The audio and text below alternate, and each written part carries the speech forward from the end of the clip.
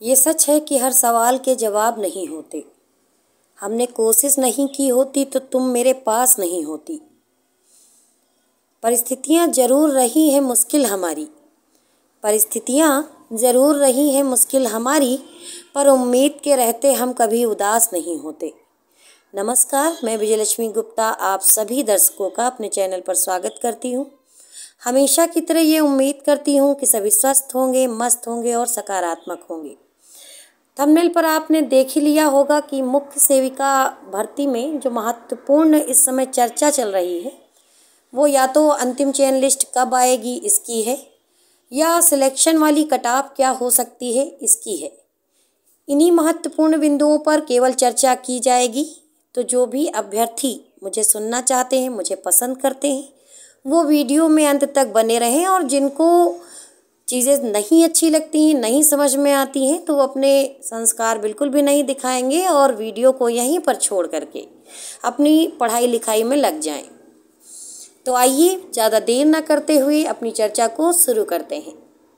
मुख्य सेविका भर्ती में जो इस समय वर्तमान समय में चूँकि डीवी संपन्न हो चुकी है पूरी तरीके से, फरवरी का माह बीत गया है, मार्च का भी पहला हफ्ता बीत गया है और दूसरा चल रहा है। ऐसे में जो संघर्षरत बहनें हैं, जो अंतिम चयन लिस्ट का इंतज़ार कर रही हैं, उनके सब्र का बांध जो है टूट रहा है।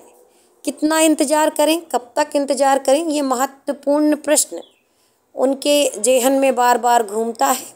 भर्ती में क्या होगा, इसका भविष्य क्या है, इस बात को लेकर के वो काफ़ी चिंतित हैं, परेशान हैं। तो मैं आपसे सिर्फ इतना कहना चाहूँगी कि मुख्य सेविका भर्ती में अब तक की जो भी चीज़ें होती रही हैं वो अप्रत्याशित ही रही हैं। हाँ, ठीक है कि जानकारियों के जो स्रोत हैं कुछ ऑथेंटिक हैं, जिनके माध्यम से कई सारी जानकारियाँ बीच बीच में निकल के आईं और वो सही भी साबित हुई हैं।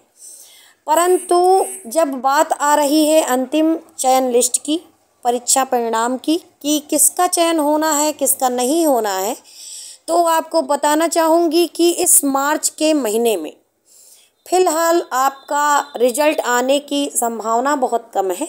परंतु चूँकि आप लोग चाहते हैं कि कोई भी बंदा आए और निश्चित डेट बता दे, तो आपको बताना चाहेंगी कि संबंधित आयोग की कोई भी गोपनीय सूचना कभी भी बाहर नहीं आती है।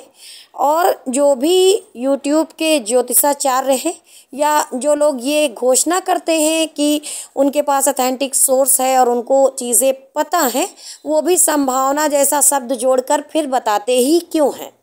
तो जो संभावना वो लोग जताते हैं, बताते हैं, वो एक प्रेडिक्शन होता है किसी भी आयोग की चाल को देख करके कि कैसे वो लोग रिजल्ट देते हैं, कितना समय लेते हैं। मुख्य सेविका भर्ती में अभी काफ़ी ज़्यादा समय नहीं हुआ है, डीवी जस्ट अभी समाप्त ही हुई है। तो ऐसे में 1 महीने का तो समय लग ही सकता है। और मार्च में चूँकि होली का त्यौहार है, तो मार्च के जो लास्टवें हफ्ते में, मार्च के लास्टवें हफ्ते से आपको तेज़ी देखने को मिलेगी और अप्रत्याशित घटनाएं भी घट सकती हैं। इसलिए क्योंकि इस भर्ती में कई सारे कोर्ट केस अभी भी हैं, और इस भर्ती की ही क्या बात करें, उत्तर प्रदेश के अंदर कोई भी भर्ती हो उसमें कोर्ट खेलना तो तय होता है।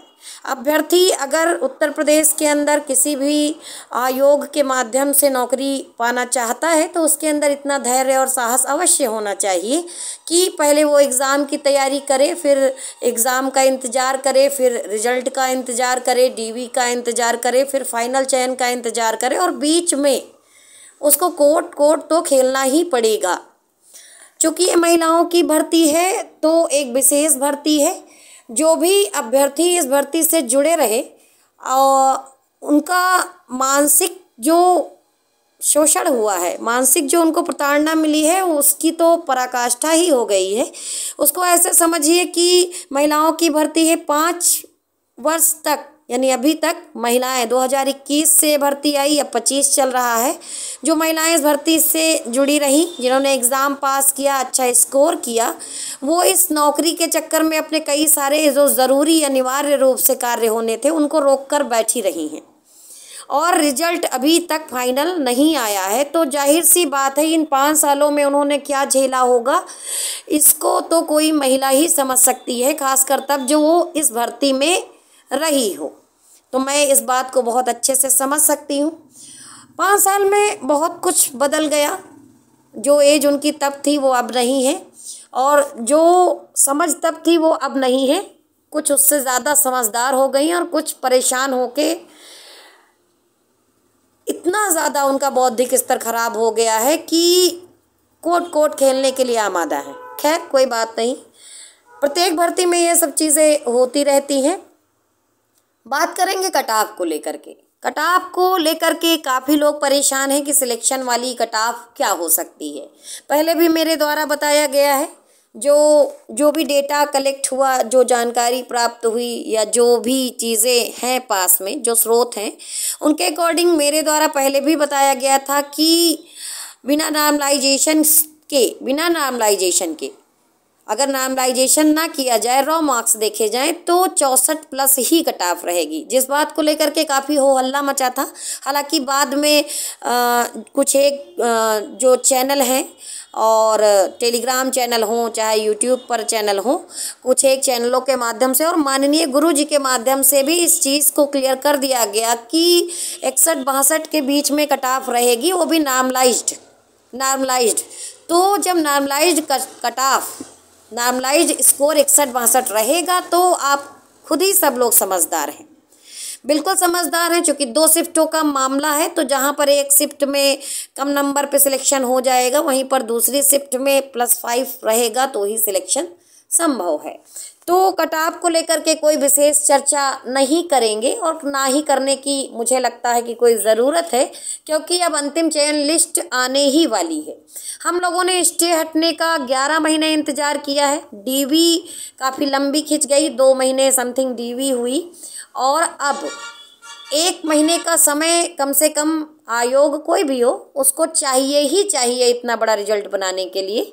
तो अब रिजल्ट आपका मार्च के लास्ट हफ्ते से लेकर के अप्रैल में कभी भी जारी हो सकता है, ऐसी सिर्फ और सिर्फ संभावना है। कोई भी आपको डेट नहीं बताई जा सकती है।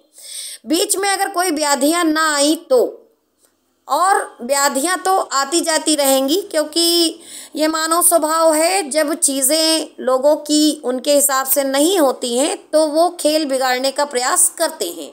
अंत में सिलेक्शन वाली कटऑफ को लेकर के केवल इतना कहना चाहेंगे कि परीक्षा खुद बता देती है कहाँ आपका ठिकाना है।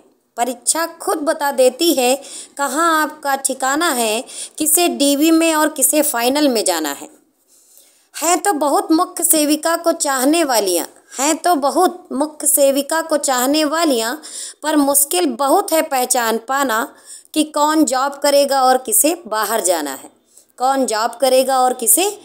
जाना है। जल्द ही मिलेंगे किसी अगले वीडियो में। तब तक के लिए सकारात्मक रहिए, स्वस्थ रहिए और मस्त रहिए। धन्यवाद।